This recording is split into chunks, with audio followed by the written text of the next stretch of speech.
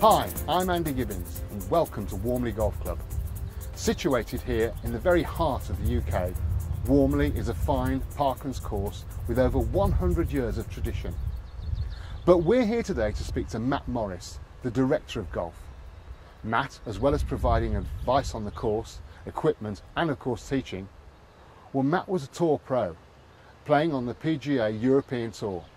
And we're going to find out what goes on inside the head of a tour pro when they're playing a tournament for real.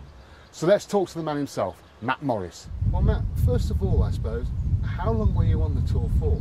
I was playing full-time Challenge Tour and European Tour for about 8-9 years. What was the biggest competition you ever won? I won the Danish Open in 2004. I know in a couple of weeks you're playing at the BMW Wentworth. Right. What did you have to do to qualify for that? Yeah, it's we play a regional golf through the PGA. I won the Midland Region Order of Merit, which is a load of tournaments that are played over the year, and then you qualify the following year to play at Wentworth. So this is beating all your other local club professionals? Yes, yeah. Oh, that's fantastic.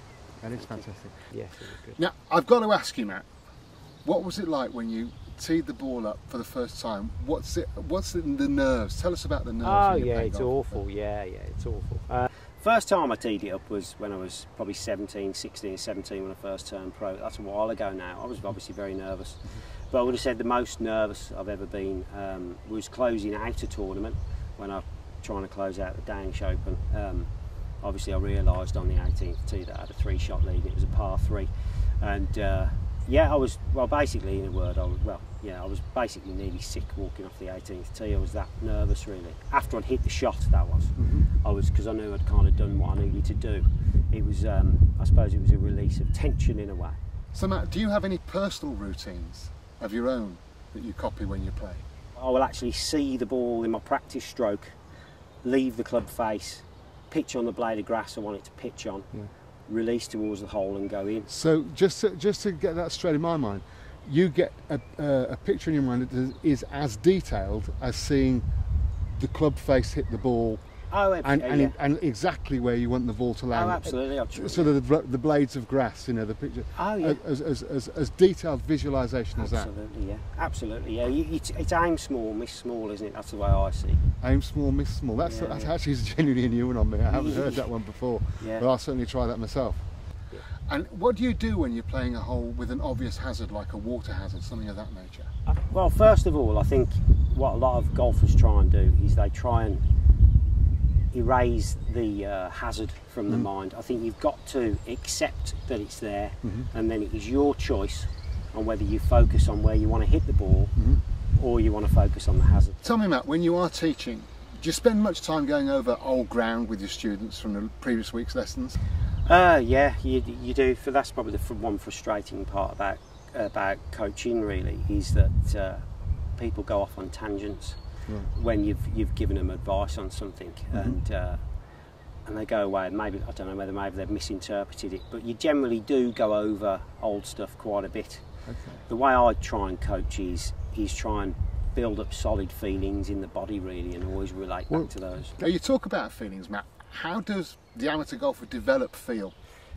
First of all, what you must do is look at the technique to start with, because you can only create feel when you can hit a consistent shot, if that makes sense. Yes, it does. The task, obviously, if I use putting as an example, the task is quite easy with putting. Your ball's on the ground, you've got a fairly straight face club and you roll it across the ground, so there's no ball flight involved, so you can just react to that quite well. But when you're trying to hit a chip, you've got loft on the club and obstacles in front of you, you've got rough around the ball, and one of the most inconsistent things I see from amateur golfers is obviously missed strikes. Yeah. And so you definitely have to create a technique that is going to get you with your 50-60 degree sand iron, chip the ball up in the air, it's going to pitch and run out very similar distances, and when you can do that and you can get a consistent strike and flight on the ball, then you can start to create feel.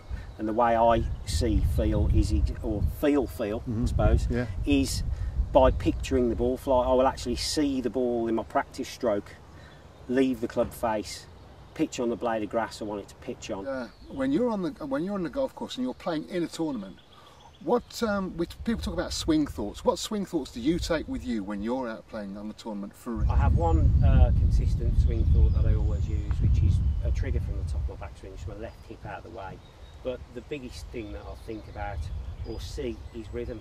I have a picture and a video of a pace of swing that I like to copy in my mind, and I replay that video, and then I just step into the video and let myself go at that speed. That's fantastic, it really is. Matt Morris, thank you very much indeed. Thank you. Thank you. Matt Morris, ladies and gentlemen.